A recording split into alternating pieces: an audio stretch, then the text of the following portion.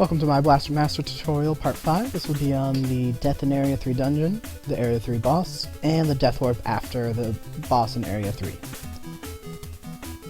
In order to save time, we will take a death in the Area 3 dungeon, in the room right before the boss itself.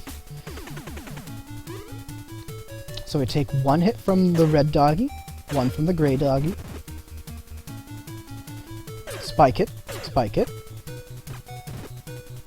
spike it, one more spike hit.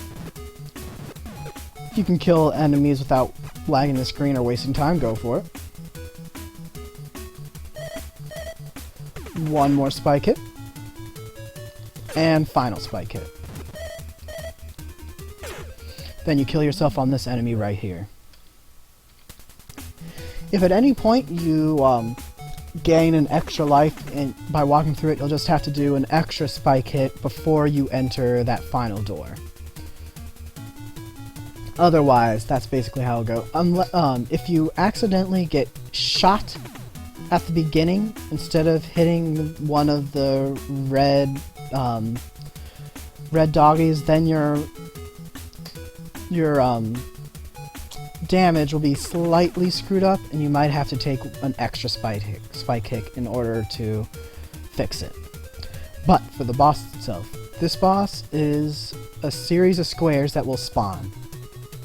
There is no pause glitch, so you're just going to have to spam your grenades. They always start in a predetermined location, and then they have basically one of two movement choices. But we're going to try to kill those guys as fast as we can in any way, so it doesn't really matter which way they move. If you do not kill them in time, they will freeze, turn into stone basically, and wherever they finished moving. When they're in that form, they cannot be hurt, and you have to fight the next of the series. After you kill all the enemies, the ones that are left over will unfreeze, and you can kill them normally. I'm not going to be talking much during this boss fight. Just try to focus on my movements and where each boss spawns. Because after this, we'll be doing the Deathwarp.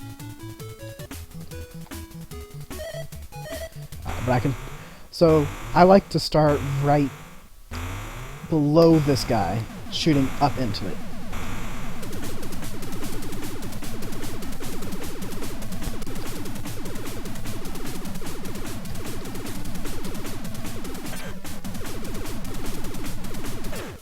Alright, and that's basically how the boss will go on a good attempt.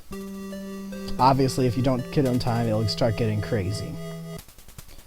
Alright, since we already took that death in Area 2 dungeon and Area 3 dungeon, we only have one life left. So, you jump, spin, and die. Then, you get to the Deathwarp screen. Obviously, you do not want to hit end, so you hit continue, and that makes you spawn at the beginning of Area 3 and allows you to go on your way.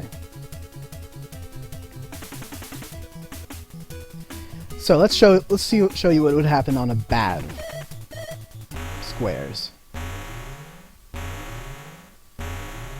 I'll do the first couple ones normally, and then I'll mess up.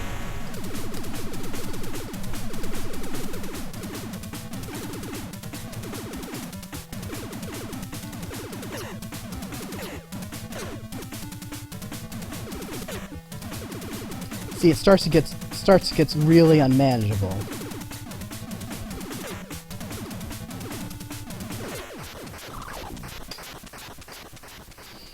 If you have enough life, you can kind of deal with it, otherwise you might end up dying.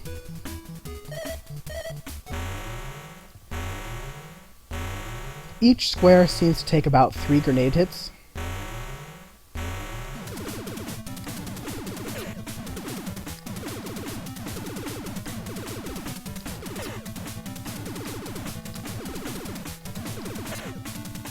Obviously. And then, yeah, if it gets crazy. However, when you're first learning this game, you might not want to take both of your deaths before this area. in case you having trouble with the square boss. In that case, I would suggest not doing the Area 2 dungeon death. Or possibly not even doing this area dungeon death either. Depending on how good you feel about your crabs. Crabs are different. Which are another point where we're going to have to talk about that. But for the squares, the same basic principle applies. You might want to give yourself an extra life to deal with them. And that's it for this episode.